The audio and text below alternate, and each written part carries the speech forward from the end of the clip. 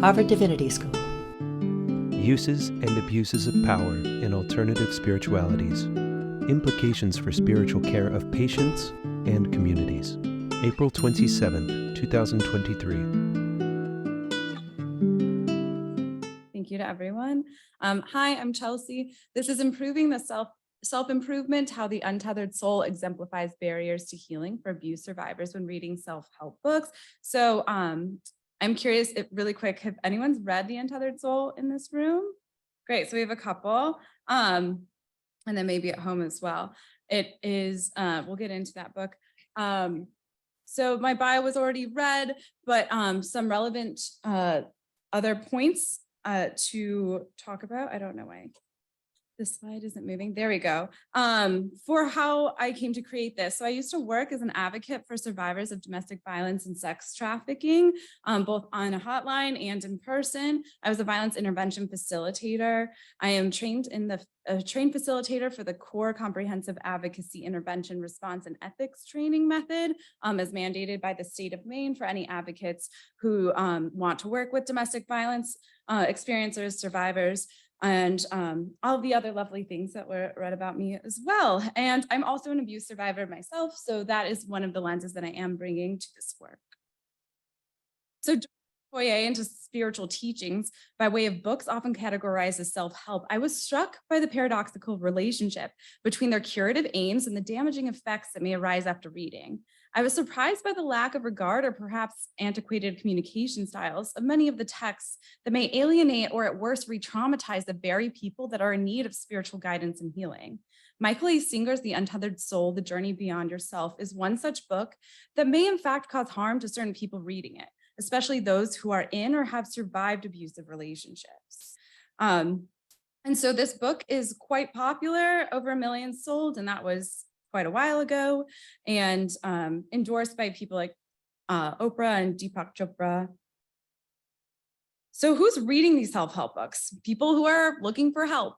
So they need guidance. They're often trying to navigate a foreign situation, and they are in a vulnerable state to begin with. And then who, as far as the domestic violence or abuse survivors are reading, well, in the general US population, 1 in 3 women and 1 in 4 men have experienced rape, physical violence, and or stalking and intimate partner violence in their lifetime. And this statistic does not even include other forms of domestic abuse, such as economic or emotional or psychological abuse.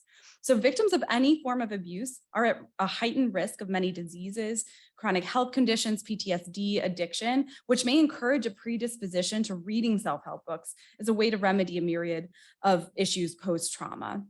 So this indicates that the readership of The Untethered Soul would be around 30% domestic abuse survivors at a minimum, and most likely much larger because of the other aforementioned factors. So what is abuse? So domestic violence or abuse, abuse is part of domestic violence, is a pattern of coercive, controlling behavior that can include physical abuse, emotional or psychological abuse, sexual abuse, or financial abuse. And so understanding this will help us understand how survivors think when they process a book. So I want to bring a special attention to emotional and psychological abuse, not only because it is the most effective abuse tactic for a book, but because it is inherent in all abusive relationships and extremely effective. As the NNEDV, the National Network to End Domestic Violence, states, in my own work with experienced backs with survivors, that survivors often tell you that emotional abuse makes the victim feel that they are responsible for the abuse and to feel crazy, worthless, hopeless. It is so damaging that many survivors of DV report that they would rather be hit than endure the ongoing psychic damage of emotional abuse. So it is not something to take lightly, and it's extremely relevant. So this is the power and control wheel. It's one of the most ubiquitous advocacy tools for teaching and understanding domestic violence and identifying abuse. It's used by educators. It's used by advocates with survivors. It was developed by the Duluth model, who really set the standard for this kind of intervention. Oh, thank you. I don't know why, but there we are. Thank you. So in the center, we have the abuser's aims. The spokes all represent the methods of obtaining and maintaining power and control. And then the outside is the threat if the tactics are not adhered to. And we're going to jump into how a few of them show up. But we also need to understand how to help survivors or how survivors heal. So abuse breeds trauma. And if we are to be effective in helping and understanding abuse survivors, we must take a trauma-informed approach. Historically, domestic violence service providers have responded to DV by coaching victims on how to leave and how they should respond to the abusive relationship. Over time, we have learned from survivors that what they need most is validation, support, encouragement, and the resources to achieve their goals, not someone telling them what to do, much like their abusers. As the NNEDV says, someone who has experienced trauma needs the space to make their own decisions. Otherwise, we risk re-traumatizing survivors with artificially imposed requirements. And now on a macro level, how to help, we need to fight systemic oppression. Trauma caused by white supremacist, hetero, neoliberal, patriarchal society perpetuates gender-based violence. This is a larger topic I don't have time to unpack here, but the most relevant consequences for this talk are the shame and stigma around being abused, the lack of education about domestic violence, and that there is an implicit and explicit valuing of masc or men over the femme women that ripples out and affects, as we know, BIPOC people more acutely than white people. So, let's see if it clicks over. Boom. All right, so getting into it. The untethered soul, power and control dynamics. So Goodreads data shows that the gender of a self-help author affects who chooses to read the book. So the audience is aware of the author's gender and that has likely influenced the decision to read the book. So additionally, the author refers to their lived experience as they write, which is inherently filtered through a gender identity lens. So in this instance, Michael A. Singer is a white male. He makes no acknowledgement of his privilege in his book, as he preaches anyone can make his choices and be just as successful and happy and free as he is. And on the back cover, we see Singer asserts he has the answers to the questions, who are you really? Along with inner peace and freedom, all of which are core struggles for victims and often survivors, as emotional abuse works by shattering the victim's sense of self. And remember, this person is reading this because they need help. They are already in a vulnerable position. So before they even open the book, there are power dynamics that are in effect. According to the NNEDV, trauma-informed care is not just about taking into account the physical and mental effects of trauma, but it looks beyond what happened to ask another question. Who do you want to be? When looking at this question, it does appear to be similar to the Untethered Soul, which asks the question, who are you really? But where it differs is crucial. In the first tense, who do you want to be, is an open-ended question that lets a survivor imagine a future that they can create that incorporates their wants and needs. Who are you really asserts that the survivor has been operating under a false sense of self and may even imply that who they believe they are is incorrect. And only this book will tell them the correct answer. This can further diminish confidence in the already fragile sense of self. This pattern of undermining the reader's confidence of their wants, needs, and sense of self is repeated throughout the book and is one of the foundational principles Singer uses to communicate his point. To find who you are, you must transcend. This is the central thesis of the whole book. So how do you transcend? You never close your heart, you never leave the seat of conscious awareness, you never indulge in fear, and you never be unhappy again. So here we have a landmine of potential triggers as artificially imposed requirements. And these requirements allow no grace for mistakes and directly involve issues that survivors struggle with. Closing your heart, being in fear, being unhappy are all important survival strategies for folks that are experiencing abuse. To a reader with PTSD, the trauma gets triggered and the person gets re-traumatized regardless if there's a tangible threat present. And what often happens is instead of the outcome for not submitting being violence, it becomes what Singer has set up as the imperative. The person will never find true happiness, discover who they really are, and be free, all of which someone in or coming out of an abusive situation can feel like life or death, making the stakes high and the threat of not complying very real. So let's look at a more specific example. In the introduction, Singer writes, we jumped ahead too quick. The fact is you already know how to find yourself. You've just gotten distracted and disoriented. Once refocused, you'll realize that you not only have the ability to find yourself, you have the ability to free yourself. Whether you choose to do so or not is entirely up to you. But upon completion of your journey through these chapters, there will be no more confusion, no more lack of empowerment, and no more blaming others. Here, he is saying that all the control, the main thing that a survivor needs, is in their hands. And not only is this a neoliberal assertion which denies systemic oppression, here we have Singer putting the terms of someone freeing themselves entirely dependent on what is in his book and how readily they adhere to its concepts, which, as we have seen, are very strict and hard to obtain. Though he says the reader can choose to do so or not, the following sentence suggests that if they don't choose to do what he says, they will continue to be alienated from themselves and feel trapped. The last phrase of the statement, no more blaming others, directly reflects an example of the abuse tactic minimizing, denying, and blaming found on the power control wheel, which reads shifting responsibility for abuse behavior, saying the victim caused it. Here we have Singer saying verbatim that the reason the reader is lacking a sense of self is their own fault, and implying that if they do not do as he says, they will have no one to blame but themselves for not feeling free.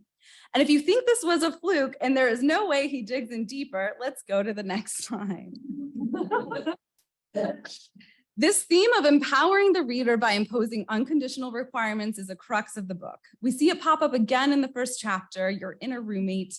Here, Singer makes the bold claim, you think that if you change things outside, you'll be okay. But nobody has ever truly become okay by changing things outside of themselves.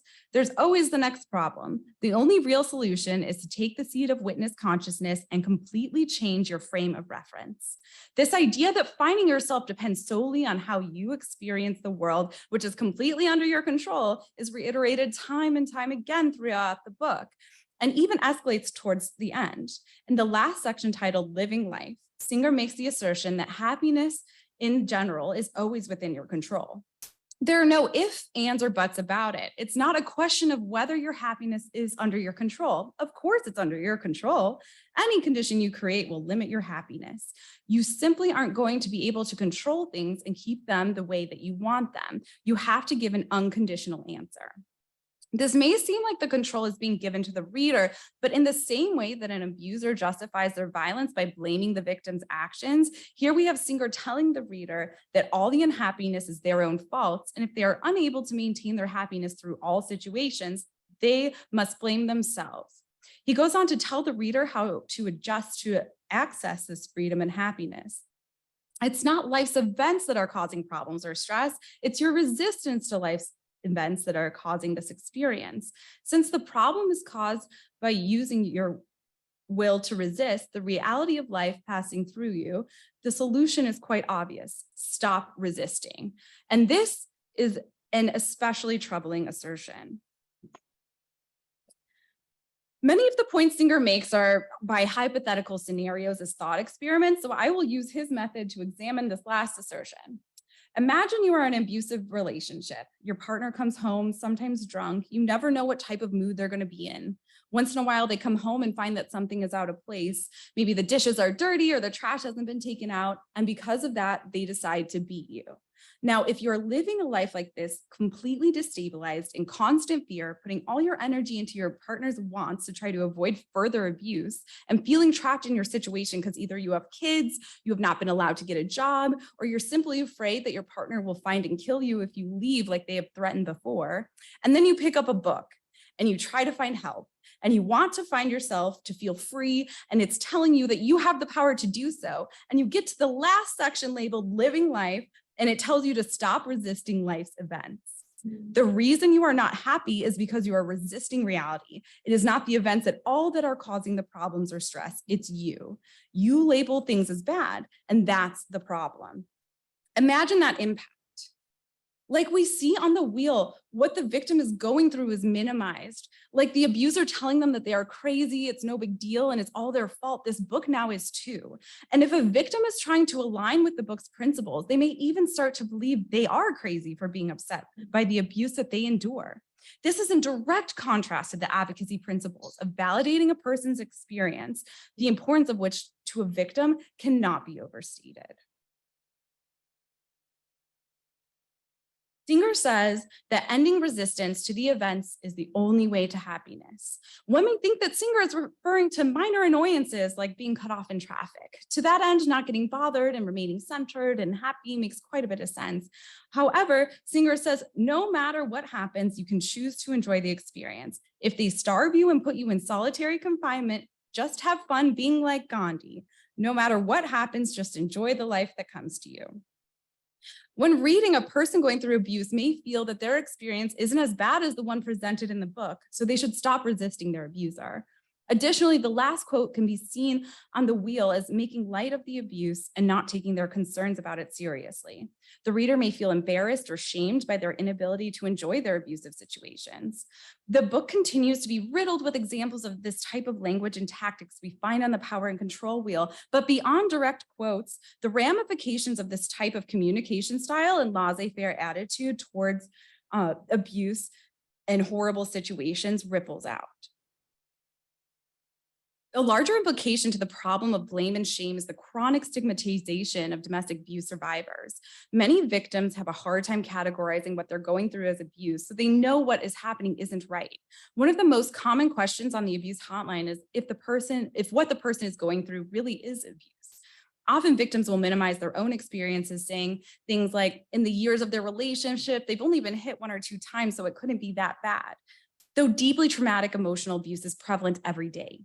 The cultural shame and victim blaming surrounding domestic violence makes the victim reticent to identify their experiences as such, as well as suppressing education regarding DV. Because of this, it is all the more important that the tools the survivor uses to heal can approach these issues with a lens to the validity of a survivor's experience.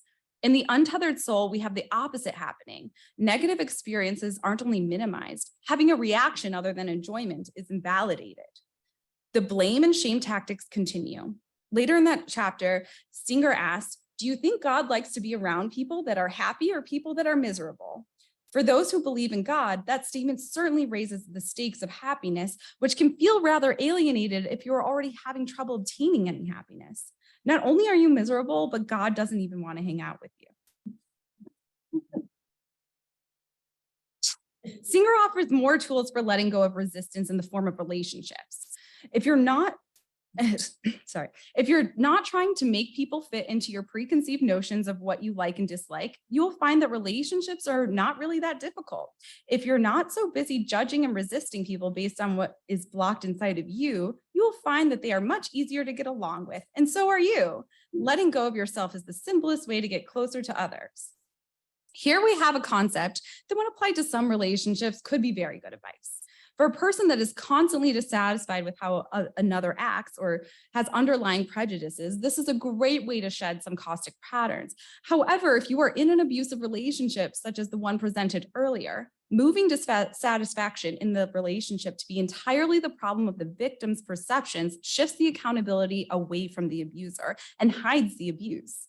If the victim starts to believe that the abuse they're experiencing is just a preconceived notion of what they like and dislike, then the abuse will continue or even escalate as they let go of themselves and stop resisting. Beyond being problematic for the survivor in this scenario, this type of mentality is also what has hindered the progress of the DV movement as a whole. This type of systemic prejudice against women's rights by viewing consent as a preference or blaming the victim for their situation can be seen in numerous ways.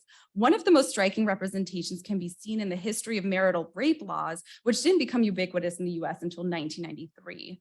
What's even more alarming is that as of 2014, Equitas reported 8 states still have marital rape exemptions for some offenses, not including the states without exemptions that simply prosecute marital rape differently. The seeds of this justification of this belief is that women have consented to sex at the time of marriage for the duration of the marriage, and the problem is in the woman's head caused by her resisting, not the actions of her husband who has raped her. This type of stigma can also be seen in many other statistics. And though I am hardly accusing the Untethered Soul of propagating or supporting these ideas, it is the attitude that a victim should not resist their situation and is to blame for being there in the first place that can be interpreted similarly to what Singer has suggested. These attitudes are what make having conversation about abuse so difficult and are part of why DV continues to be so prevalent to this day. This is why advocates for the well-being of survivors continually preach validation, understanding, and exposure to the issues as pathways to healing. The most prevalent form of decoration in Maine sex trafficking and exploitation safe house where I used to work are the motivational posters made by the residents. These survivors look to quotes to inspire and motivate them. Entire self-help books can offer great amounts of healing and empowerment to readers, but these works should not be immune to taking into account the experience of their audience. A staggering amount of people are affected by abuse in the US. Abuse victims feel unseen or unworthy of help. One of the most accessible tools for recovery is self-help books, and these books can greatly benefit from their teachings. These people can greatly benefit from the book's teachings. Beyond abuse, oppressions are upheld by remaining invisible. Trauma doesn't just affect abuse victims, but many oppressed people. With self-help books, we have an opportunity to go beyond and create tools for raising visibility and dismantling oppressions by empowering people. And as self-help books are presumably written to serve the readers that need help, they can do this better by acknowledging them and at the very least adhering to the practices that would avoid re-traumatizing them. Otherwise, we risk the best teachings in the world not being integrated by the very folks that need them the most. Just as the entertainment we consume and the laws we pass have tried to evolve to a greater understanding of the needs of our populations, so too must our spiritual teachings. The Untethered Soul truly does offer a journey beyond oneself, but it should take care to ensure it does not cause harm along the way. Thank you. Sponsored by the Program for the Evolution of Spirituality. Copyright 2023, President and Fellows of Harvard College.